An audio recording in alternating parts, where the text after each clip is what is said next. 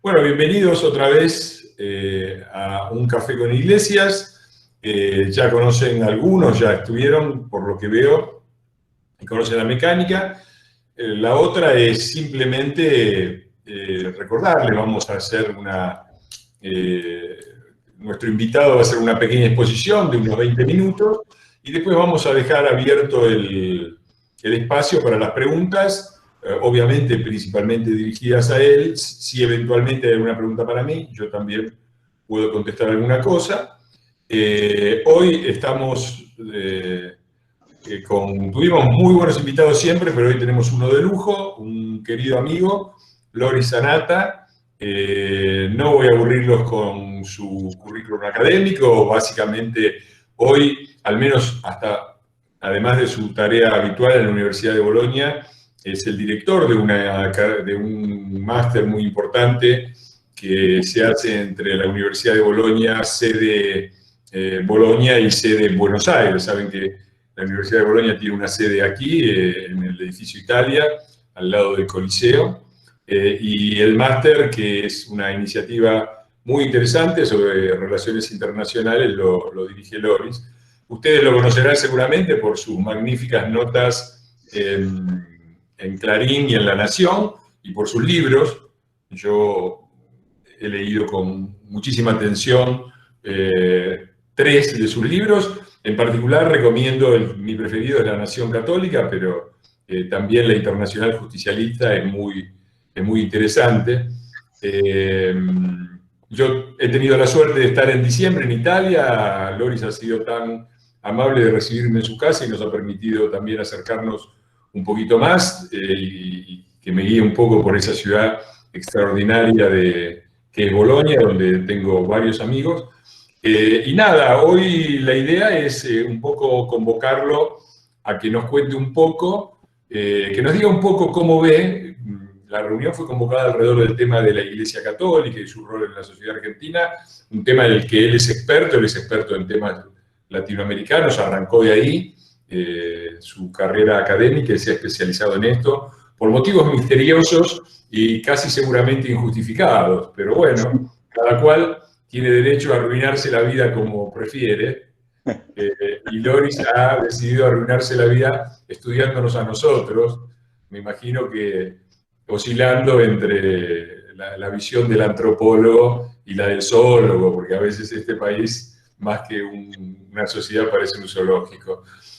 Nada, la invitación es simplemente para que Loris arranque, que nos diga algo en general sobre su visión del rol histórico de la Iglesia Católica en Argentina, y en particular cómo lo está viendo ahora. Es un momento de una influencia muy fuerte, claramente marcada por la presencia del primer papa sudamericano y en este caso argentino. Esperemos que no sea como algunos auguran, un anuncio del fin del mundo. Y nada, pero también le vamos a pedir que nos diga un poco cómo está viendo la situación en Argentina desde un punto de vista un poquito más general. Así que te doy la palabra, Loris, gracias por estar acá, bienvenido, y escuchamos tus palabras con mucha atención. Bueno, espero que me escuchen bien. Estoy lejos y es una hora medio rara para Italia, pues son las 11 de la noche, así que para mí no va a ser un café, por supuesto, pues si no, no habría manera de dormir después.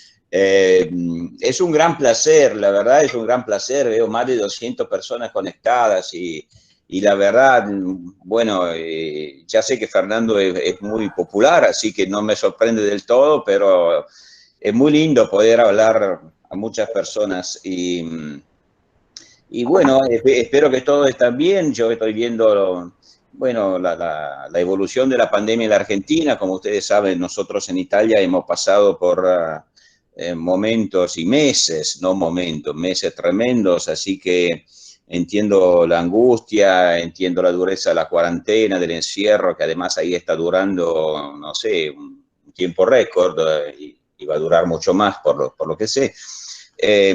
Así que bueno, yo me tomé el desafío que me planteó Fernando, que un poco me sorprendió, ¿no? Pero me gustan los desafíos. Claro que no le voy a hablar de la Iglesia argentina en en términos históricos, porque sería medio aburrido, supongo, y medio largo y complejo. Y mientras supongo que la mayoría de ustedes, y yo también, por supuesto, estamos todos interesados en entender cómo reflexionar sobre el papel histórico de la Iglesia nos puede ayudar o nos puede dar algunos instrumentos, por lo menos, para entender la Argentina de hoy, lo que se está viviendo hoy, en este momento. Así que, bueno, mi perversión, como en cierto sentido la llamó Fernando, o sea, de destruirme la vida estudiando la Iglesia argentina, puede ser útil, yo creo, en este sentido. Aunque habrán notado que hoy casi no se habla de la Iglesia. Se habla de iglesias, pero no se habla de la Iglesia, porque la verdad es que llama bastante la atención y no se puede no notar. Cuando yo estuve en la Argentina la última vez, que era septiembre, y bueno, se iba hacia las elecciones, la Iglesia era muy presente en la prensa, en la actividad política, en la actividad social. Ustedes todos recordarán que, bueno, salían con gran regularidad, ¿no? Los datos ¿cómo se llama? El laboratorio, o no sé cómo se llama, sobre la pobreza de la Universidad Católica Argentina, que medía los datos y también estuvo un poco manipulándolo en cierto momento, ¿no? Bueno, habrán notado que hoy, de repente, la Universidad Católica ha desaparecido del mapa, los datos no aparecen. Ojalá haya desaparecido también la pobreza. Lo dudo, supongo que dada la situación y los datos económicos, la pobreza está creciendo lamentablemente e irremediablemente, como está creciendo en todo el mundo, ¿no? Por los efectos de la pandemia sobre la economía, que, bueno, lo veremos cada vez más con el paso del tiempo, serán tremendos y terribles y generarán conflictos. De manera que sí, yo me tomé el desafío. El título, claro, que me dio para mi breve presentación, no se preocupen, no lo voy a aburrir demasiado, lo voy a hacer por puntos muy rapidito, pero el título ya tiene la respuesta, ¿no? Porque, bueno, la Iglesia argentina, republicana o populista, bueno, ya la respuesta la conocen. Ahora, claro que dentro de la historia argentina hubo, como en todas las iglesias católicas del mundo latino y católico, en Europa también, hubo una tensión histórica y hubo un conflicto. Y en cierta medida queda algo, ¿no?, de este conflicto entre ideas diferentes de iglesia.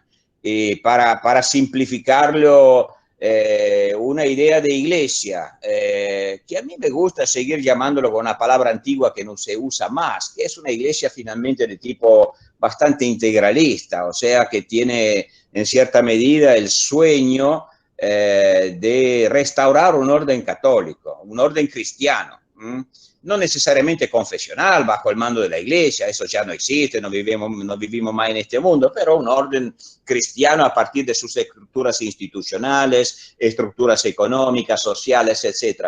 Y después hay una iglesia que en cambio siempre fue, en la Argentina siempre se la llamó la iglesia liberal o el catolicismo liberal, que era el catolicismo que estaba abierto a una conciliación y a un aporte mutuo con la tradición liberal democrática, digámoslo de forma más sencilla que se pueda, ¿no? Bueno, en la Argentina no cabe la menor duda que triunfó la primera iglesia. Y hoy con el Papa argentino seguramente esta primera idea, el sueño de restauración de un orden cristiano, es la que prevalece, y yo diría que casi el catolicismo liberal argentino, que siempre fue bastante minoritario, muy minoritario, que siempre fue muy reprimido por la iglesia institucional, que siempre se quedó marginal, que tuvo alguna posibilidad a través de ciertas figuras importantes, ¿no? Pero que tuvo cierta oportunidad de recuperar el terreno perdido a lo largo de su historia. Cuando la Argentina volvió a la democracia en los años 80, bueno, hoy decididamente está cada vez más marginado. Así que la respuesta estaba ya en el título, ¿no? En la Argentina, lamentablemente, y yo creo que es uno de los grandes ausentes de la historia argentina y que nos ayuda a explicar muchas cosas de la historia argentina contemporánea y del pasado, uno de los grandes ausentes es precisamente el catolicismo liberal. Y por eso arranco de esto para tratar de entender un poco cómo esta historia de la Argentina católica, cómo el triunfo de la tradición integralista, llamámosla así, para simplificar, en el catolicismo argentino, cómo se refleja o cómo nos ayuda a interpretar la Argentina de hoy. La política, la economía, la sociedad, las relaciones internacionales. Bueno, primero hay una dimensión política. Y bueno, yo no invento nada diciéndole cosas que ustedes conocen muy bien, o sea que la iglesia actual en la Argentina está muy plasmada por el Papa, es prácticamente inevitable que eso pase, y bueno, el Papa ha tenido directamente un rol significativo, relevante, yo creo, en la conformación del gobierno argentino. O sea, la reunificación del peronismo y su triunfo electoral debe mucho al Papa. Y por otra parte, tampoco es oculto, ¿no? Lo habrán escuchado también en los días pasados, yo lo leí en la prensa, el presidente Fernández reconocer, como si fuera la cosa más normal del mundo, que habla muy a menudo con el Papa. No me sorprende, no está mal que hable con el Papa, claro. Sería relevante e interesante saber de qué hablan, ¿no? Porque, bueno, yo creo que los ciudadanos argentinos, en el momento en que tienen un gobierno constitucional republicano, bueno, tienen todo el derecho de pensar que su presidente responde a la ciudadanía argentina y bueno, no dialogue o por lo menos no negocie temas políticos sustanciales con una autoridad muy prestigiosa y relevante, pero que no es elegida por el pueblo argentino, por supuesto. Pero más allá de esto, esto es relevante porque si el Papa jugó y la Iglesia Católica apoya sin duda la reunificación del peronismo, no se debe simplemente a una táctica política. Sería muy superficial pensar en una banal táctica política. Yo sé que hay sostenedores del Papa, por supuesto, y admiradores del Papa como autoridad espiritual y también como autoridad, ¿por qué no?, intelectual o hasta política en todos los ambientes políticos, ¿no?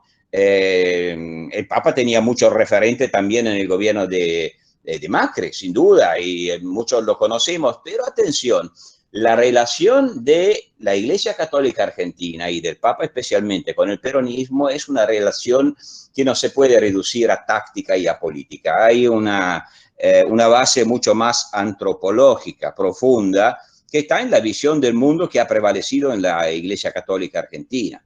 Y es la idea, la digo de forma un poco brutal, pero tenemos poco tiempo, que está en la base, por otra parte, de la eclesiología misma o de la visión del mundo del Papa Francisco y de la mayoría de la Iglesia argentina, que, bueno, en la origen había un pueblo que era puro, que era inocente, que es un poco un mito fundamental para casi todas, no, para todas, diría, las religiones monoteístas, un pueblo sin pecado, esencialmente. Bueno, este pueblo ha sido corrompido a lo largo de la historia por la modernidad, y la modernidad en la historia argentina como en la historia latinoamericana ha significado esencialmente el encuentro o el desencuentro con, bueno, con los aportes de la cultura protestante, ¿no? Y por lo tanto esencialmente el capitalismo, el liberalismo, y bueno, y el peronismo vino a ser, en esa perspectiva, no vino a ser un movimiento político simplemente, no vino a ser simplemente un nuevo gobierno, un nuevo régimen que representaba nuevos sectores sociales, no, representaba una verdadera redención, una verdadera redención de tipo moral. O sea, este pueblo que había sido corrompido por el encuentro con el enemigo, que le había instilado el pecado, a través del peronismo volvió a reencontrar su natural virtud. El pueblo nos recuerda esta corriente de la Iglesia argentina, que ese pueblo, que son los pobres, que son los trabajadores, que son los marginales, que son, bueno, este pueblo es el pueblo originario, autóctono, antes de la corrupción. Después, claro que la historia ha cambiado muchas cosas, no es que el Papa y la Iglesia Argentina no sepan que ese pueblo no existe en la historia, que es un mito, pero los mitos cuentan en la historia, son fundamentales. Y ese pueblo mítico, como lo llama el mismo Papa, como escribió y declaró muchas veces el mismo Papa, es un pueblo que es naturalmente cristiano. No importa que vaya a misa, que profese los sacramentos, no es eso, no pasa por ahí el tema de la catolicidad natural del pueblo, sino en sus virtudes. Y por eso, ¿no? Se recuerda que el Papa, cuando podía hablar más libremente, que no era Papa, cuando se refería a los sectores sociales, comenzando por la clase media, que no pertenecían a ese pueblo naturalmente cristiano, lo llamaba los sectores coloniales. Ustedes ven que la palabra colonial es extraordinariamente importante en ese sentido, porque da la idea de sectores que no pertenecen a la comunidad política, que desde su identidad misma no son ciudadanos de ese país, sino que son infiltraciones extrañas que han corrompido el pueblo. Eso lo digo simplemente para entender que la vinculación del Papa con el peronismo va mucho más allá de lo político. El Papa puede criticar el peronismo, seguramente no le caen bien sectores que se han metido en el peronismo viniendo de otras tradiciones políticas que son más laicas, de la izquierda tradicional, pero la idea que la Argentina reencontrará su camino a través del peronismo está muy instilada en la mayoría de la Iglesia Católica por esta cultura precisamente que le vengo diciendo y que triunfó dentro de la Iglesia Católica Argentina y que hace que la Iglesia Argentina tenga una participación política extraordinariamente capilar, profunda y relevante. Esta misma influencia, además que en la esfera política, se manifiesta en la política internacional. Ojo, porque si la idea, si la visión prevaleciente de la Iglesia Argentina es la que acabo de decir, y que es la que ha triunfado a lo largo de la historia, bueno, eso se acompañó siempre desde el primer gobierno peronista. Fernando tuvo la amabilidad de citar mi libro La Internacional Justicialista, que estudia precisamente la idea de política exterior del primer peronismo, ¿no? De crear un verdadero imperio peronista. Bueno, esta idea es la de recrear una comunidad de fe. Es decir, que la visión política no es, o la geopolítica del Papa y de la Iglesia Argentina, se basa en la idea de reconstruir a nivel hemisférico lo que ya desea reconstruir a nivel nacional, una comunidad de fe. Eso significa que si un gobierno secular, al conducir su política exterior, suele basarse, o yo creo que debería basarse, en criterios geopolíticos, de intereses económicos, intereses comerciales, seguridad, multilateralismo. Bueno, esta visión de la Iglesia Católica que se trasladó ya al primer peronismo y desde entonces sigue viviendo, es una idea de recrear una comunidad de fe. Cuando nosotros observamos hoy la política exterior del gobierno argentino de Fernández y observamos algo que es muy evidente, o sea que se basa en criterios esencialmente ideológicos. Si fuera una política exterior basada en criterios geopolíticos, lo más natural sería, aunque no gusten los gobiernos de los países vecinos, tratar una forma de colaborar con los países que son más estratégicos para Argentina, comenzando por Brasil, Chile, etcétera, etcétera. Y en cambio uno ve que a través de la política ahora muy ideologizada del Grupo de Puebla, Argentina crea o intenta crear un eje, por ejemplo, con López Obrador en México. Lo que no tiene mucho sentido en términos de geopolítica, pero que sí tiene muchos sentidos en la perspectiva histórica prevaleciente en la Iglesia Argentina, en el peronismo, de la patria grande entendida no como una integración. La integración se hace entre diferentes, sino como una comunidad de fe, como una fusión entre iguales, entre países o gobiernos que se reconocen en la misma raíz ideológica. Y bueno, conducir la política exterior a través de la ideología es siempre muy peligroso y generalmente conduce al aislamiento. Esto ya pasó con el primer Perón y yo sospecho que este podría ser el destino de la política exterior de la Argentina actual si siguiera conduciéndose más por la ideología que por el pragmatismo.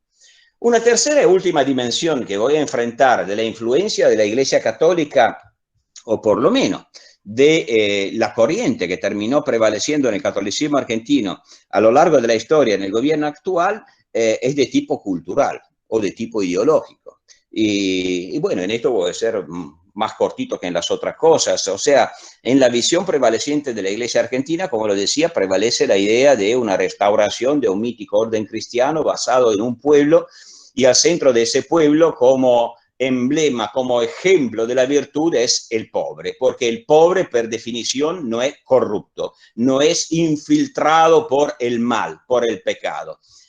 Bueno, si es así, no nos sorprende la cultura pobrista que, bueno, que impregna profundamente y mayoritariamente el gobierno actual y el movimiento peronista en general. Diría más, una cultura que ve en la economía de mercado una expresión de ese mismo pecado que ha corrompido el pueblo a que yo hacía referencia, y que por lo tanto piensa en el gobierno no como un gobierno dedicado al crecimiento de la prosperidad, sino como un gobierno que tiene como principal objetivo el de moralizar la población. Mejor pobres, pero más iguales, que prósperos, pero más desiguales. Esta es una cultura del pobrismo que atraviesa toda la iglesia latinoamericana y no solamente, la Argentina especialmente, pero no tengo aquí el tiempo para explicitar por qué históricamente en la Argentina esta cultura pobrista que se dedica más a combatir la riqueza o la prosperidad simplemente como elemento de corrupción del pueblo que no a combatir la pobreza. La pobreza en ese sentido es como una posibilidad de resguardar la virtud primordial del pueblo. Termino. Como ven, son todos elementos que tienen un largo plazo, que vienen desde lejos, pero que tienen una vigencia total y absoluta. Yo creo que se pueden interpretar tanto la unidad del peronismo en las últimas elecciones, como la política exterior de Fernández, como, bueno, hasta la expropiación de Vicentín, si queremos hablar de un tema muy actual, se lo puede leer a partir de esa cultura tradicional. Yo creo que a partir de esa cultura que ha tan profundamente impregnado el peronismo y que nace dentro del catolicismo argentino, se puede leer también la manera de vivir la pandemia. Lo tiro ahí muy rápidamente, pues ya me pasé de unos minutos. Fernando me había dado 20 minutos, veo que casi han pasado, todavía no, pero bueno, la pandemia. Miren, en Europa también, al final, no sé si se hizo bien o mal. Eso lo vamos a descubrir con el tiempo. Yo creo que es muy temprano para decir quién enfrentó bien la pandemia y quién mal. Pero en Europa también, todos terminaron. También quien al comienzo no quería para establecer cuarentenas bastante largas, etcétera, etcétera. Pero el hecho de que todos más o menos hayan tomado la misma medida no significa que todos la hayan interpretado de la misma manera. Yo veo que hay una actitud cultural hacia la pandemia y la cuarentena en la Argentina y en otros países, incluido Italia, y así le explico a Fernando también mi perversión de haber estudiado la iglesia argentina toda la vida, porque al final de 30 años de estudiar eso descubrí que estuve estudiando Italia todo el tiempo, que estudiar la Argentina era una manera para entender mi propio país. Y bueno, la pandemia se la vivió para muchos como un castigo de Dios, de la naturaleza, un castigo moral. O sea, no como un acontecimiento de la historia que puede acontecer, cuántas veces en la historia han pasado pandemias, sino como un castigo que nos obliga a redimirnos del pecado. La pandemia significa entonces que necesitamos expiación del pecado, y la expiación del pecado es la puerta de ingreso a la redención. Y eso significa que la pandemia debe ser aprovechada, ojo a lo que estoy diciendo, porque a través de esto también se pueden interpretar diferentes medidas que se toman durante la cuarentena, que hay que aprovechar este castigo para recrear un mundo nuevo que deberá ser moralmente puro, y por lo tanto la larga cuarentena debe ser aprovechada para cambiarlo, este mundo, de acuerdo con los principios morales que decía. Después tenía otra cosa que quería decir, que bueno, hoy algunos proponen una polarización entre el Papa, que sería aliado del cosmopolitismo internacional de Bill Gates, de Soros, etcétera, etcétera, y que tiene como grandes enemigos los Bolsonaro, los Trump, etcétera, etcétera. Bueno, yo espero no tener que elegir, espero que nadie nos obligue a elegir, que tengamos un poco más de opciones entre Trump y el Papa. O sea, yo creo que hay más alternativas. Y si hay preguntas al respecto, puede explicar por qué. Por ciertos aspectos creo que sean mucho más parecidos de lo que se cree. Bueno, hablé rápido para decir cuantas más cosas posibles. Bueno, gracias. Muchas gracias, Loris. Yo le cedo la palabra al profesor Simone, Nicolás Simone, que es mi jefe de despacho, es profesor de la Universidad de Buenos Aires, doctorando en Historia. Y nada, el que va a administrar un poquito el tiempo y las preguntas, ahora va a ser él. Yo me permito simplemente recomendarles a todos, para que podamos preguntar más, que seamos breves y que vayamos directamente a la pregunta sin largas consideraciones que a veces se cuelan. Pero tiene la palabra el profesor Simone. Adelante, Nico. Bueno, muy interesante por lo que estoy leyendo en los comentarios, realmente ha suscitado mucha claridad sobre todo, y a mí, como decía Fernando, soy egresado de la carrera de Historia, por lo tanto hay mucha riqueza en lo que se lee, no solo entre líneas, sino de manera directa, entre entender un pasado y cómo eso impacta en la actualidad. Desde mi óptica, tener este tipo de intercambios donde se pueda leer algo tan actual como lo que estamos trascendiendo, y cómo esa idea del hombre nuevo, para alguien que estudió esta carrera, tiene muchas implicancias desde el punto de vista profundo de lo que fueron otras transformaciones a las que no me quiero referir de manera directa para no orientar demasiado lo que se va a comentar, pero que realmente es una preocupación que comparto. La verdad que quería mencionarlo, es la parte que más me quedó en lo personal, esta cuestión de cómo se aprovechan estas cuestiones para esta idea de generar un hombre nuevo, y cuáles son las intenciones. Y cuáles son las diques digamos, de contención y de procesamiento del conflicto que Argentina todavía tiene. Entonces convive un poco en ese híbrido entre esos deseos del hombre nuevo y, bueno, mecanismos como la participación o los políticos que existen, que en Argentina sirven para contener. Me quería quedar con eso, ordenar un poco las preguntas. Si les parece, voy dándole la palabra a las personas que se fueron anotando por los comentarios, por el chat, y vamos haciendo una pregunta, una respuesta, y vamos interactuando de esa manera. ¿Te parece bien, Fernando? ¿Vamos así? Adelante, sí. Bueno, entonces le voy a dar la palabra a Elsa Blanco, que se desmutee, por favor, haga la pregunta corta y después vuelva a silenciar el micrófono. Elsa Blanco. Sí, correcto. Buenas tardes. Bueno, yo le preguntaría al profesor Sanata, con quien es un gusto poder tener esta charla, ¿qué papel juegan los dirigentes enriquecidos por corrupción, así, inmoralmente, porque no se me ocurre ahora el término, en este mundo puro donde los pobres son los protagonistas y los buenos, y ellos quienes, ¿cómo los ubicamos acá? Me parece contradictorio, lo mismo que a la izquierda marxista, que ahora está de alguna manera también adherida a este movimiento. Gracias.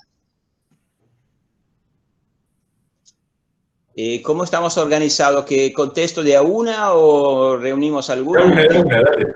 Sí, de a una, profesor. Bueno, no, Elsa, es una muy buena pregunta.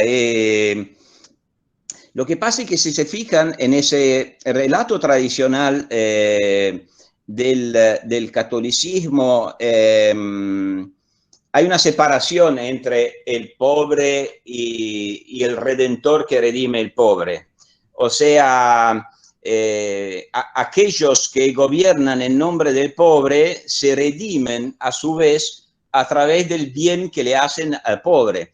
Es curioso porque eso daría para, sería un hilo que daría para mucho, ¿no?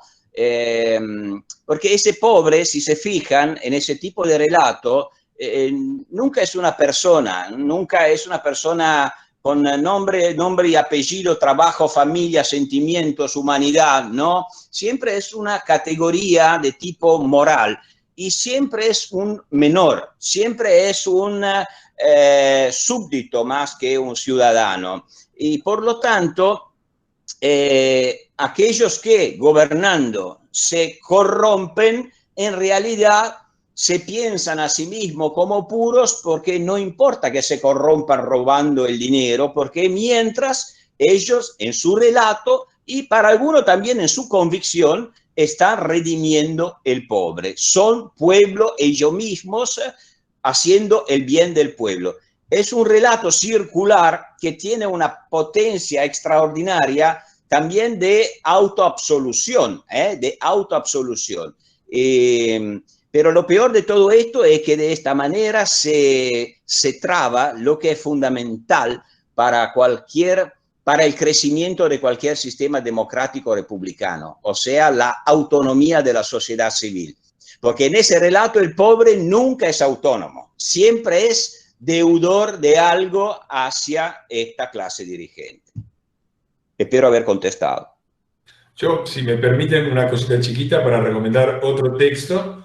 Me causó mucha impresión esto del pobre como un sujeto abstracto y anónimo. Hay una poesía maravillosa de un español, Munarriz, Contra la guerra, que habla de la tumba al soldado desconocido.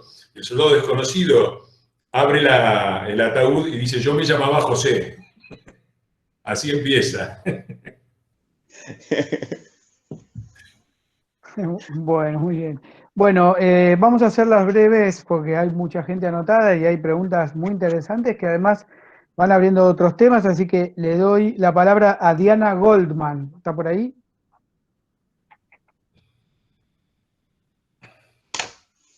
Sí, hola, sí, disculpe, está logueado con el nombre de mi mujer, pero yo la pregunta que quería hacer es, ¿qué paralelo haría Loris entre la Iglesia Católica argentina durante el peronismo y la Iglesia Católica italiana durante el fascismo, salvando las distancias de época, obviamente?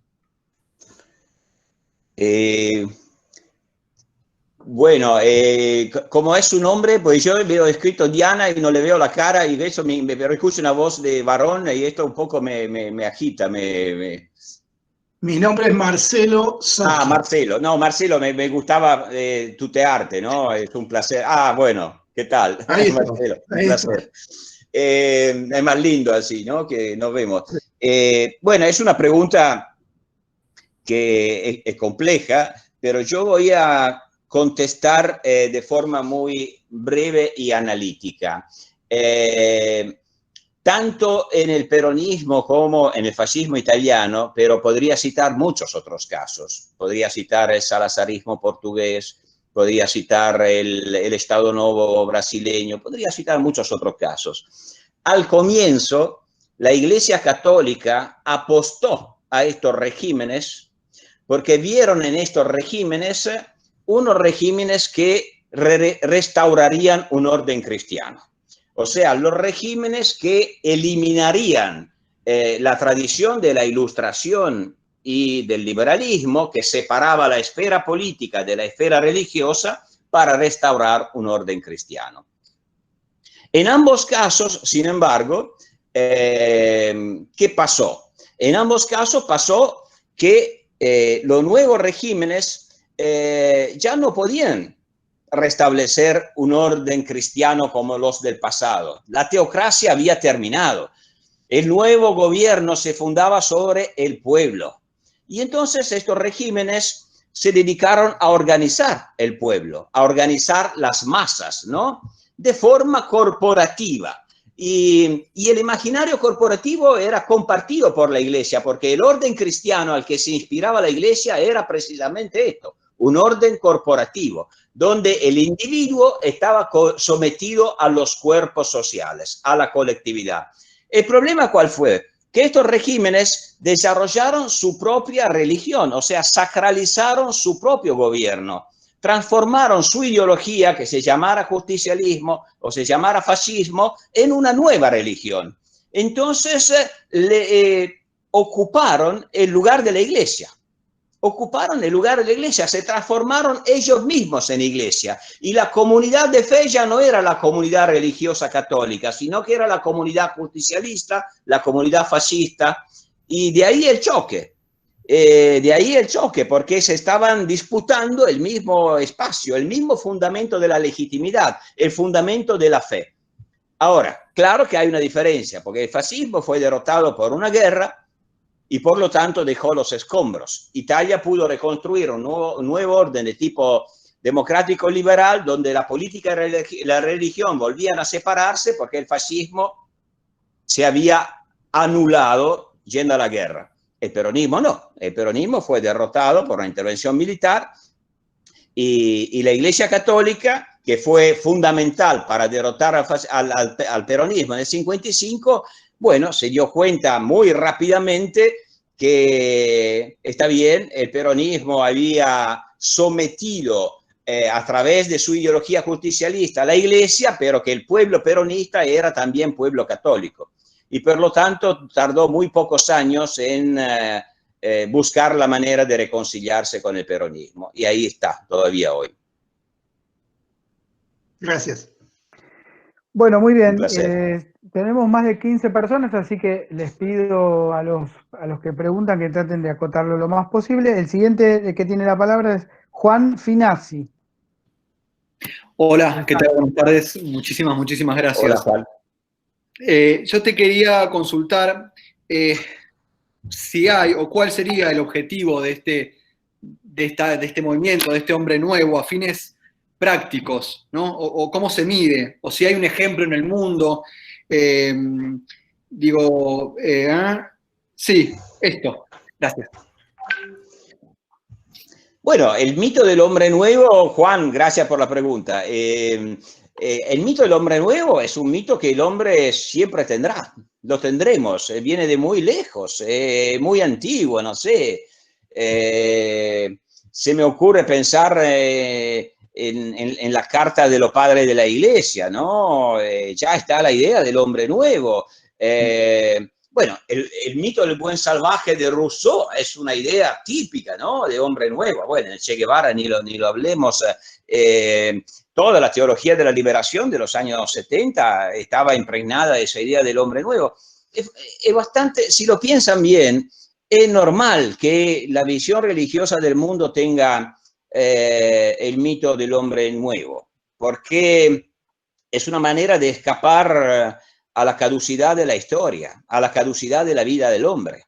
Entonces el hombre nuevo es un hombre puro que tiene una vida ultraterrena, ¿no? Que tiene una dimensión metafísica, que se salva de la muerte, que se salva del pecado. De manera que eso seguirá existiendo. El problema es por qué este mito del hombre nuevo, de mito espiritual, de mito metafísico, se transformó a lo largo de la historia en un mito político. Este es el tema. Y claro que esto aconteció precisamente cuando, como decía antes, bueno, como es natural y fisiológico que aconteciera, se impuso la soberanía del pueblo, ¿no? Y entonces la religión dejó de ser simplemente una religión, sino que fue un instrumento secularizado para ofrecerle al pueblo una visión salvífica. Ahora, yo me gusta esperar que cuanto más secularizado es un orden político, cuanto más ha logrado separar la dimensión religiosa de la dimensión política, tanto menos este mito puede transformarse en un mito político. Pero como mito religioso tiene todas las razones de existir. Yo lo entiendo y bueno, no hay manera de eliminarlo y no hay tampoco por qué eliminarlo. El problema es que como mito político, bueno, si uno tiene, piénsenlo un instante, si uno tiene como mito político la idea que va a redimir el hombre del pecado y va a acompañar el pueblo al paraíso terrenal, Bueno.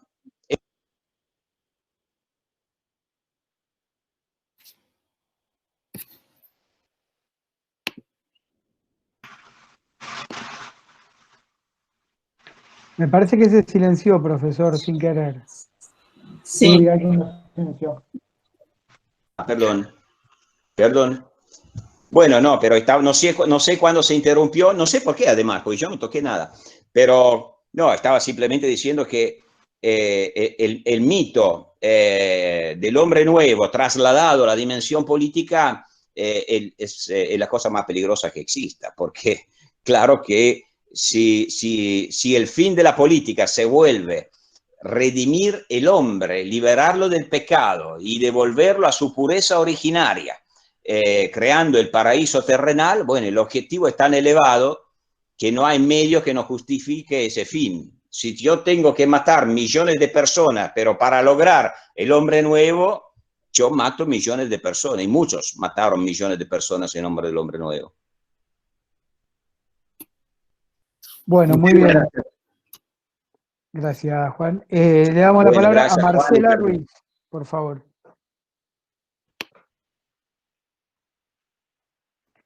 Solo déjenme comentarles que estoy anotando a todos en orden. Marcela è un tigre, veo. Italiana è Marcela, mi habla in italiano. No, non sono italiana, ma parlo, è un piacere essere con lei. Muy bien. Muy bien, me alegra. Forse devo prendere la camera. Yo la escucho y la veo perfectamente. Ok. Está perfecto. Okay.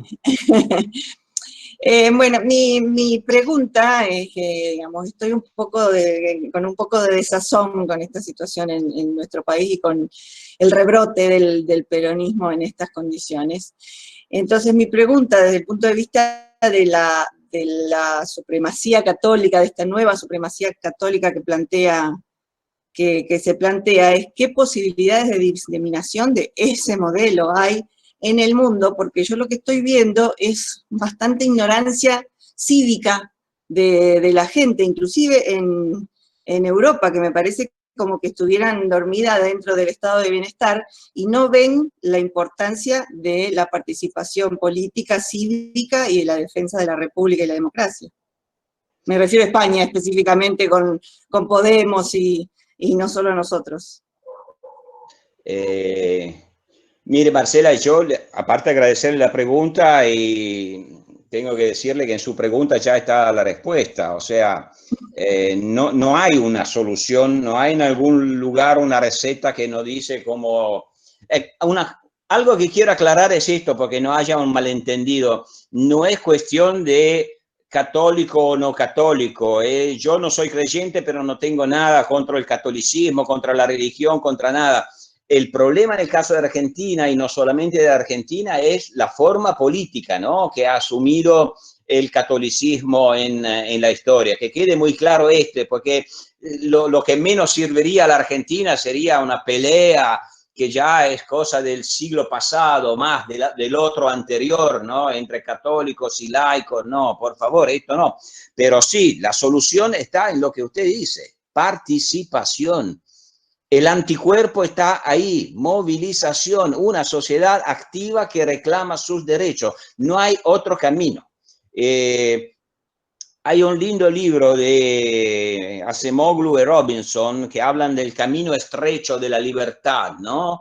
Y que yo creo correctamente desarrollan una teoría que nos enseña que a lo largo de la historia la libertad se construye a través de un equilibrio entre la fuerza del Estado, donde fuerza no quiere decir Estado fuerte, opresivo, un Estado que cumple, puede ser pequeño pero que cumple con sus funciones, pero una sociedad autónoma y activa. Lo que decía antes a propósito de los pobres va en la dirección exactamente opuesta. Hasta que los pobres, hasta que los otros sectores sociales, hasta que la población no sea más autónoma, activa, hasta que siga pidiendo favores al Estado, busque el poder para ocupar el Estado y no para desarrollar su autonomía, bueno, seguiremos con el mismo camino de siempre. Pero ojo, porque la pandemia no sabemos todavía qué efectos tendrá. La primera reacción es miedo y buscar protección bajo el Estado. Pero cuando veremos que el Estado no nos puede dar esta protección, porque el Estado suele ser muy ineficiente, cuando veremos que el miedo tal vez era exagerado y que podemos volver a vivir, bueno, tal vez volveremos también a protestar y a retomarnos nuestros derechos. Yo estoy bastante confiado en esto. ¿No cree que es como un círculo vicioso? Porque esta sociedad es como la nuestra, que cada vez se vuelve más ignorante, porque a este Estado no le interesa que la gente crezca ni intelectual ni cívicamente. Pero en la historia hay muchos ejemplos, tanto de sociedades que estaban dentro del camino de la democracia y que han caído fuera del camino, como de sociedades que estaban fuera del camino y que han ingresado al camino. Y generalmente esto pasa a través de movilización social. Pero una movilización social, esta es mi opinión, porque veo que tengo muchos amigos, colegas liberales argentinos que están tan, ¿cómo decir? Y los entiendo, tan enemistados con el Estado, por ser corrupto, ineficiente, etcétera, etcétera, que han llegado a la idea de destruir el Estado. Yo creo que su gran programa debería ser, no, crear un Estado eficiente que responde a las necesidades de los ciudadanos. Esto tendría mucha más posibilidad también de tener un seguimiento popular que la idea de destruir el Estado no tendrá nunca en un país de la cultura de Argentina. Muchas gracias. Bueno, gracias, Marcela. Seguimos. Hay una pregunta vinculada a la Unión Europea y puedo ir juntando algunas de las que escriben para que podamos ir respondiendo. Y también vinculando si encuentra similitudes entre la figura de Trump y la del Papa. Si hay en esto que estaba usted marcando sobre la Iglesia algún tipo de similitudes para hacer. Sobre la Unión Europea no entendí cuál es la pregunta.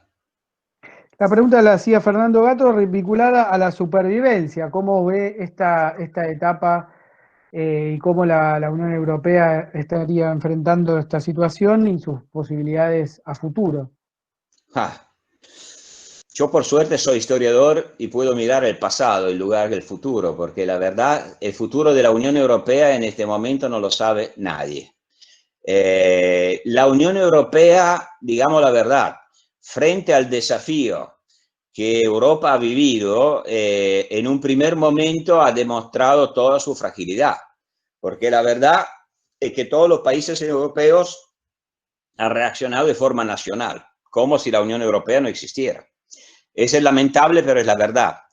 Pero es cierto también que ahora la Unión Europea ha retomado su rol. Claro que no es nada fácil. Elaborar políticas comunes de 25 países con niveles de desarrollo muy diferentes entre ellos, países que tienen algunos una larga tradición liberal democrática y otros que en cambio están animados por el nacionalismo, porque han visto su nacionalismo comprimido por el dominio soviético durante décadas.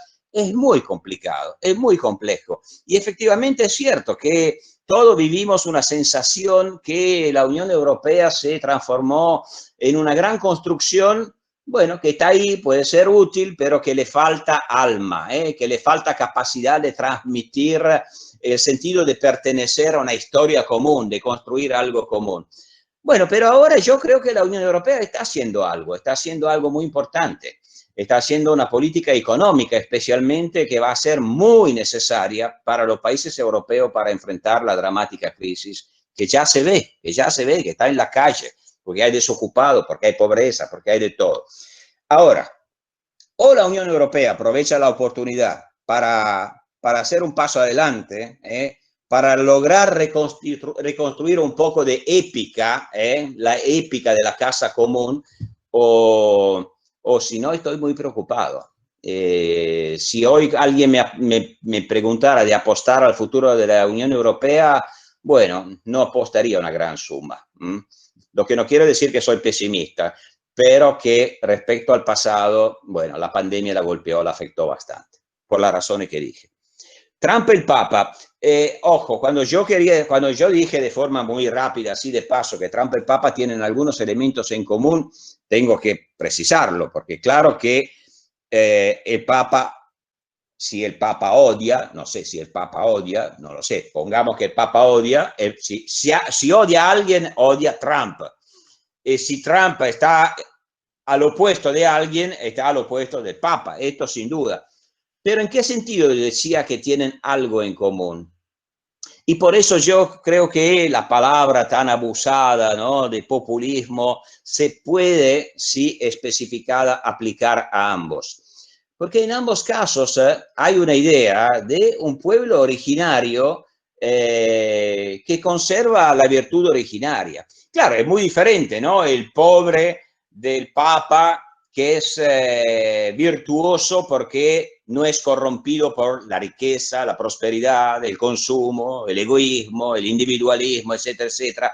Es muy diferente del pueblo originario de Trump, que es el norteamericano originario, o sea, protestante, blanco, macho, tradicionalista moralmente, etcétera, etcétera. Claro que son dos ideas de pueblo muy diferentes, pero para ambos este pueblo es un pueblo místico, es un pueblo moral, es un pueblo que se opone a otros pueblos que lo han corrompido. Entonces, ¿dónde está el efecto común? El efecto que mientras en la política común, normal de los sistemas liberal democráticos, no hay un pueblo puro y un pueblo enfermo. Hay una gran cantidad de pueblos que son todos diferentes entre ellos y que aprenden a través de las instituciones a vivir posiblemente en paz, reconociendo sus conflictos.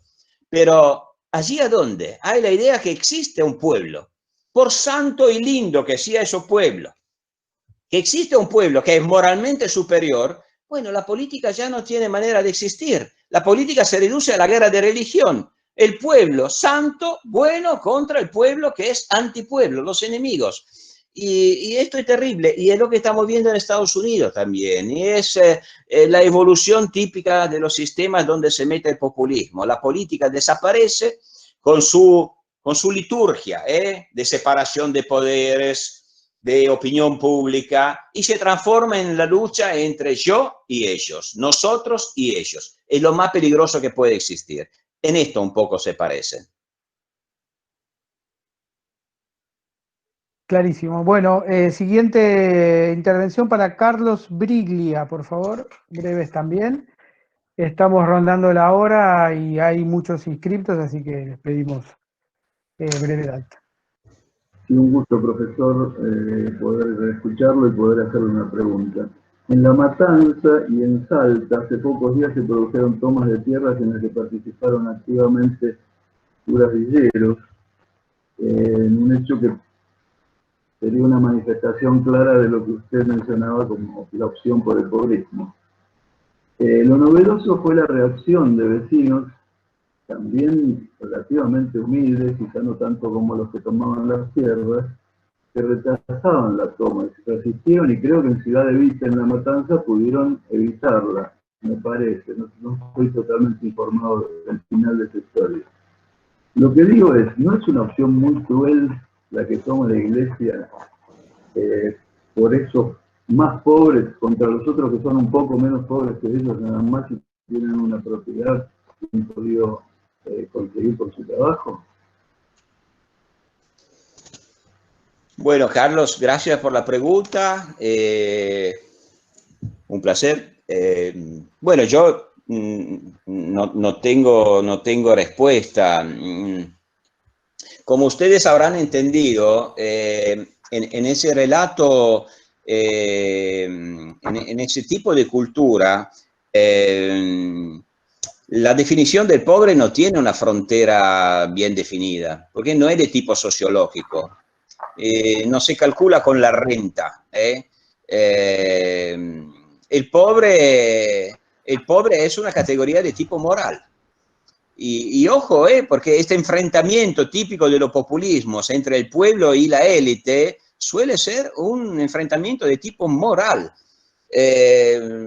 Trump no es nada pobre, ¿no? Pero él está convencido que su pueblo, aunque sean ricachones, es el pueblo originario que está combatiendo una élite, un establishment. Él no es élite, él no es establishment.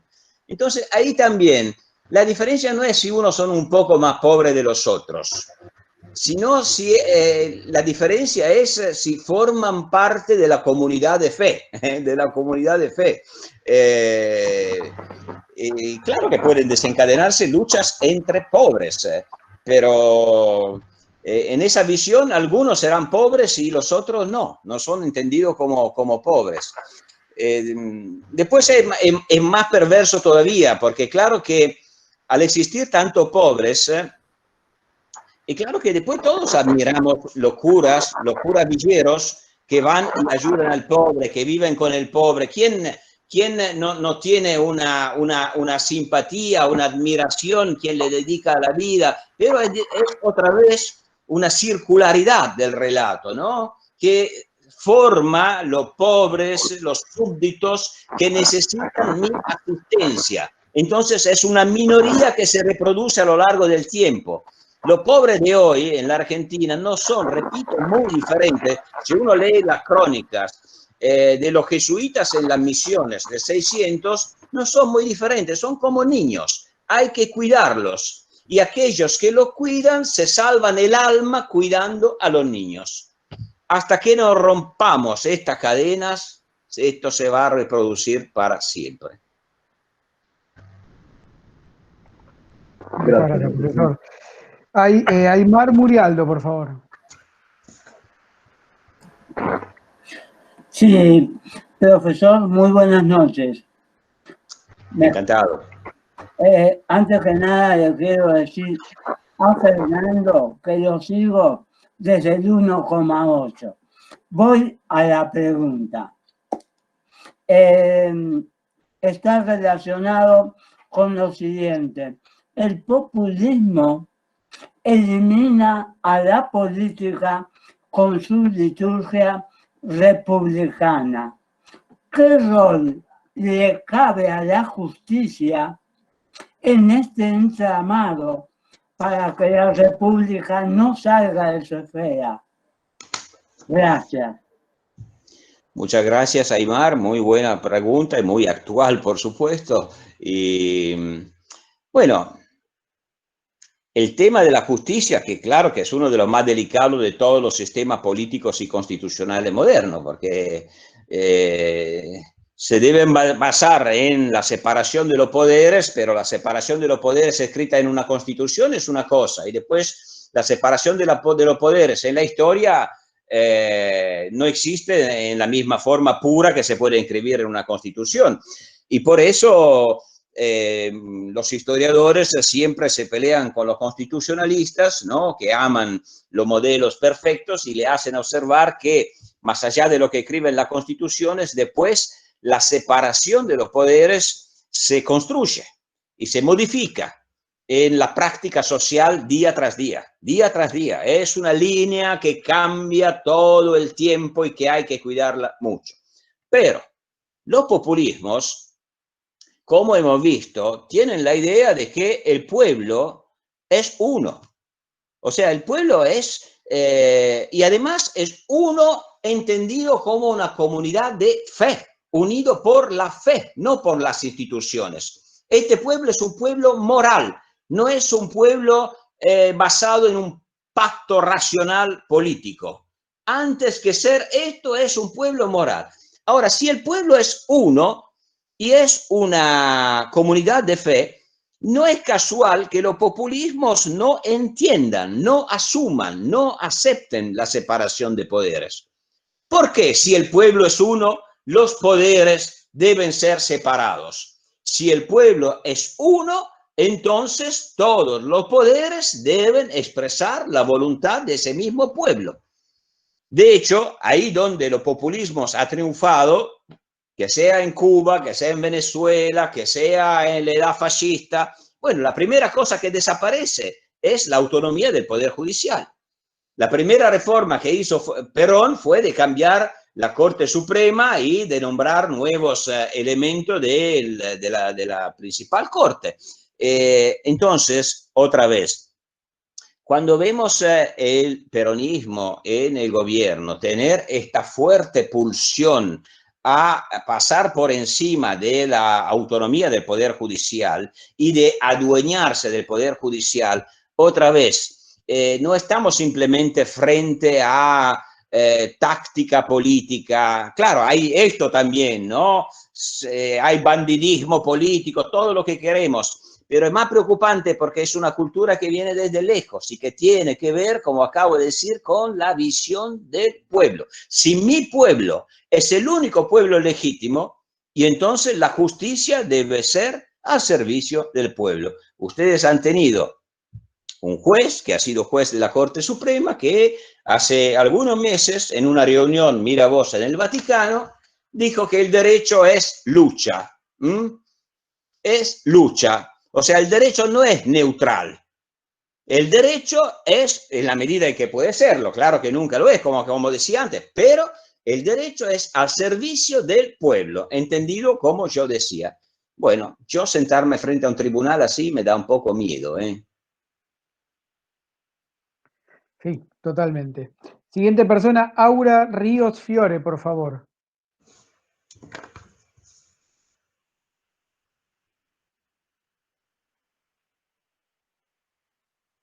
Hola, si no pasamos al siguiente, a ver si aparece.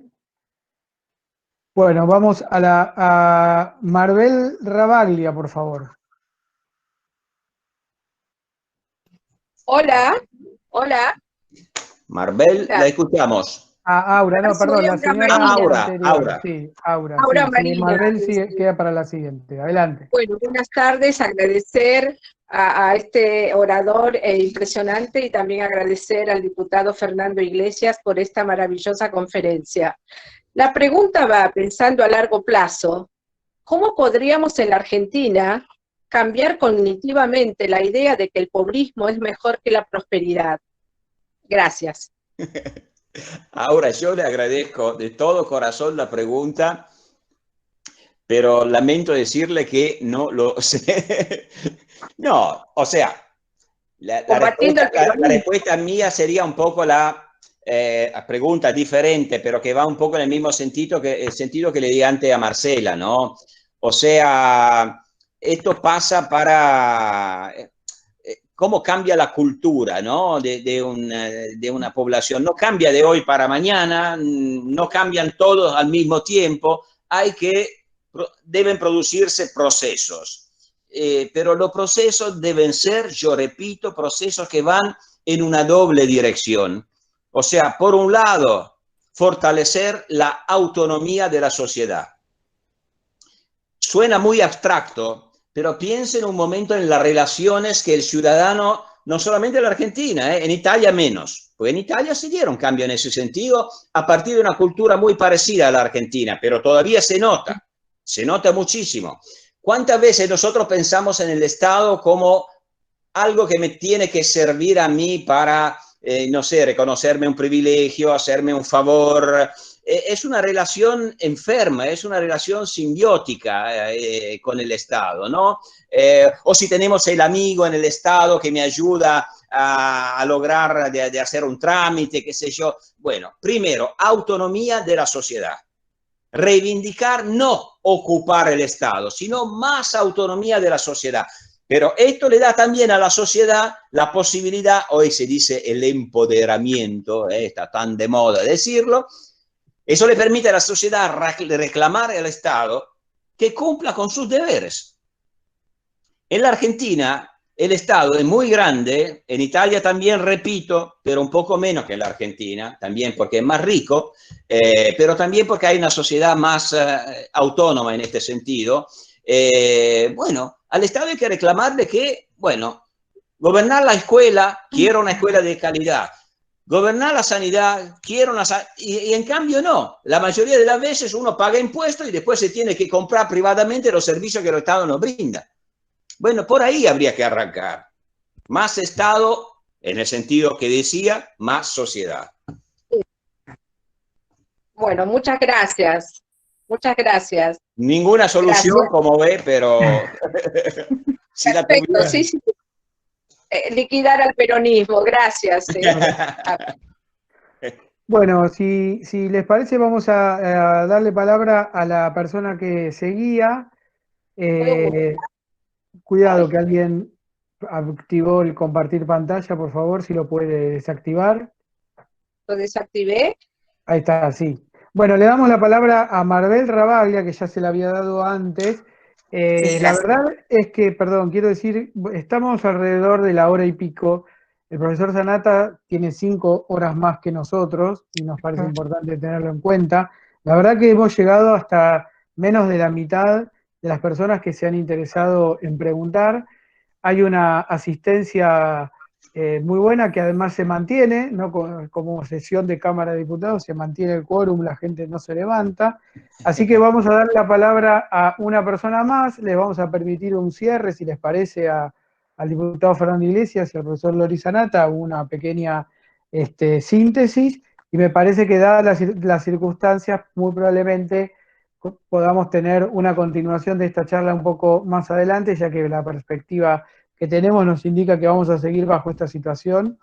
Así que por todas las personas que se han anotado, muchas gracias. La verdad que las preguntas eran interesantes. Me parece que no va a haber manera de cubrirlas en este caso y podemos adoptar esta metodología. Así que le dejo la palabra a Marbel Rabaglia, si está por ahí, Sí, y sí. pasamos a los cierres. Bueno, buenas noches, profesor. Un placer escucharlo.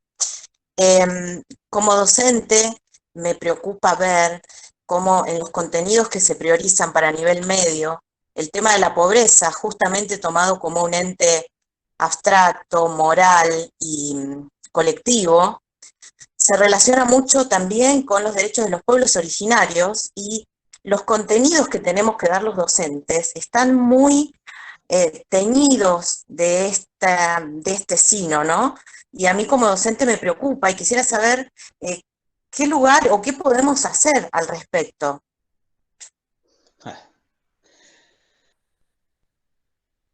Marbel, le agradezco mucho y con el enorme respeto que le tengo a todos los docentes, que sé que están en la trinchera. Y la verdad, usted también me pregunta qué tenemos que hacer y yo me toca decir una vez más, no lo sé. O sea, estas son batallas culturales y las batallas culturales la deben dar no solamente los docentes, sino que deben tener un acompañamiento más general, ¿no?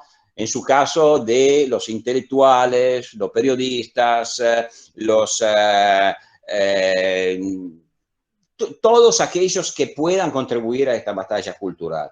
La sociedad argentina me parece muy fragmentada en este sentido. Y yo creo que esto tiene mucho que ver, pero acá abriría un discurso que se complica demasiado, con la herencia corporativa que tiene. O sea, las luchas son siempre todas muy corporativas. Los periodistas con los periodistas, los docentes con los docentes, los camioneros con los camioneros. O sea, es muy difícil instalar un debate público. Por ejemplo, usted hace el ejemplo de los programas. Bueno, los programas, aparte que para mí la escuela, no la universidad, la escuela debería ser el tema central de todo debate público. De todo, porque es el futuro del país. Cuando yo hablaba de la autonomía de la sociedad, comienza por ahí, comienza por la escuela. Entonces, la primera batalla debería ser ¿qué han hecho de nuestra escuela? Pues la han hecho muy mal. La escuela argentina tenía una larga tradición, tuvo hace mucho tiempo. Bueno, ¿qué pasa hoy con esta escuela? Entonces, por ejemplo, a mí me sorprendió cuando se formó el nuevo gobierno. Bueno, yo vivo en Italia, así que me escapan muchas noticias, leo los diarios, pero después tengo mi tarea cotidiana. Pero una cosa que me impactó mucho, una de las primeras declaraciones que hizo el nuevo ministro fue que había que eliminar la meritocracia. Porque claro, mala palabra, ¿no? Bueno, pero sobre esto habría que dar una batalla cultural. De forma abierta, de forma honesta, porque las batallas culturales no son para matar al adversario, son para convencer a la gente con argumentos. Habría que explicar históricamente es que si nosotros eliminamos la meritocracia, no queda otra cosa que estar vinculados al nacimiento. O sea, antes que hubiera un poco de meritocracia, que premiara el ascenso social, que premiara el talento de las personas, lo que existía era quedarse vinculado toda la vida al nacimiento. Si nazco rico, seré rico; si nazco pobre, seré pobre. Yo que soy un hijo de un obrero y de una empleada que no estudiaron, si no era para la meritocracia, seguiría siendo exactamente lo que hicieron ellos, y de así generación tras generación. Son batallas culturales, pero nadie las dio. Yo pienso, y esto no sé si Fernando recoge la provocación, que estas batallas culturales debería haberla hecha también el anterior gobierno. Y me parece que un poco no se animó a dar batallas culturales que eran fundamentales. Y la escuela es la principal. La escuela es fundamental. ¿Cómo hacen? Bueno, tienen un sindicato y un jefe del sindicato. Yo veo siempre las imágenes, ¿no? Organícense, movilícense y propongan la batalla cultural más que entre peronistas y antiperonistas sobre los contenidos. Y no diciendo no la vuestra historia, sino la nuestra historia. Historia plural. Un chico que va en el aula no debe saber cuál es el color político del docente. Yo hice toda mi escuela, todavía hoy no sé de qué color político era mi docente, no me importa. Esta es mi opinión. Muchas gracias. Yo de hecho no voy al colegio a hacer partidismo. Mis alumnos tampoco saben desde qué lugar político estoy parada, que obviamente uno siempre habla de un lugar, pero bueno, me preocupa ver el recorte, los contenidos que tenemos que dar casi de manera obligatoria. Bueno, me preocupa hacia dónde vamos o hacia dónde va la educación en este país, la escuela, y por qué después nos preguntamos por qué los jóvenes son tan apáticos a veces. Sí, aquí no es mucho mejor, ¿eh? Sí, lamentable. Gracias. Perdón, tanto los temas de educación, nacionalismo, que también aparecen entre las distintas preguntas, hay muchos temas que quedan abiertos. Me parece que este último, sobre la cuestión educativa, y perdón que también me toca un poco, es uno de los aspectos quizá más difíciles de remover. Son estructuras muy anquilosadas, las prácticas que tienen los docentes en general replican todo el tiempo aquello que creen que se les tiene que enseñar, como las efemérides, ¿no? Ahora viene una y se sigue repitiendo todo esto hasta el cansancio, con muy poca capacidad de transformación, y me parece que ahí sí hay algo de la batalla cultural que no se dio todavía, que queda un poco pendiente. Pero bueno, cumpliendo con los pasos que nos habíamos fijado, cerraríamos, no sé en qué orden les parece, si cierra Fernando y luego el profesor Loris un cierre final. Yo le daría un saludo para dejar a Fernando la última palabra. Es el anfitrión, aunque ahora no lo veo, Fernando, pero... Estoy. Bueno, ¿estás? Bueno, vamos de esta manera, estoy de acuerdo. Ahí, sí, ahora te veo.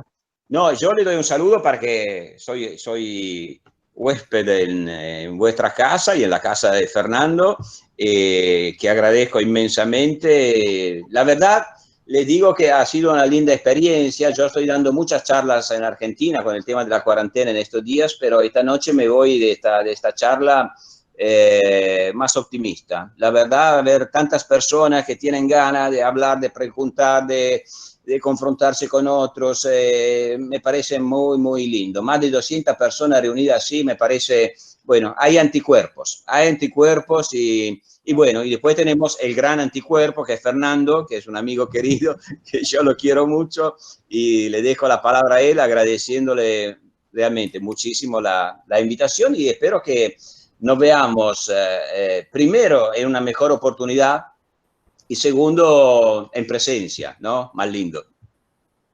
Bueno, muchísimas gracias. Primero agradecerte de corazón, Loris. Son las 12 de la noche, que para Para la mentalidad argentina, las 12 de la noche en Bolonia es como si fueran las 3 de la mañana para nosotros, más o menos, ¿no? Como para que hacer un poco de traducción de culturas. Porque nosotros decimos las 12 de la noche y decimos, bueno, está bien. No, es como si acá fueran las 3 de la mañana, el nivel de actividad es el de las 3 de la mañana de Buenos Aires. Así que muchísimas gracias. Me pareció extraordinariamente interesante la charla, de lo que me esperaba. Tu reflexión última me parece muy importante. La presencia, muchas veces nos preguntan a nosotros, ¿qué podemos hacer para... Bueno, esto es una de las cosas que se pueden hacer, ser una sociedad activa, autónoma, independiente, y dar la batalla cultural, como dijiste, y acá te hago una observación, como me hiciste una observación picante, yo tengo una observación picante. Yo creo que uno de los triunfos del peronismo ha sido que el debate público habermasiano se haya transformado, para hablar de estas cosas en Argentina, en una batalla, ¿no? Creo que es un subproducto de una concepción política nacida de un general que veía efectivamente las cosas como batallas, como lugares en los cuales hay que aniquilar al enemigo más que convencerlo o convencer a otro de las cosas, ¿no? Y tenés razón, yo decía Gandhi que uno tiene que ser el cambio que uno cree, y yo he intentado, bien o mal, tratar de dar, intento todo el tiempo dar esta batalla cultural, pero estoy absolutamente de acuerdo. Lo pongo en mi próximo libro, ya te estoy reservando, hago un poco de publicidad y te reservo un ejemplar que se llama El medioevo peronista y la llegada de la peste.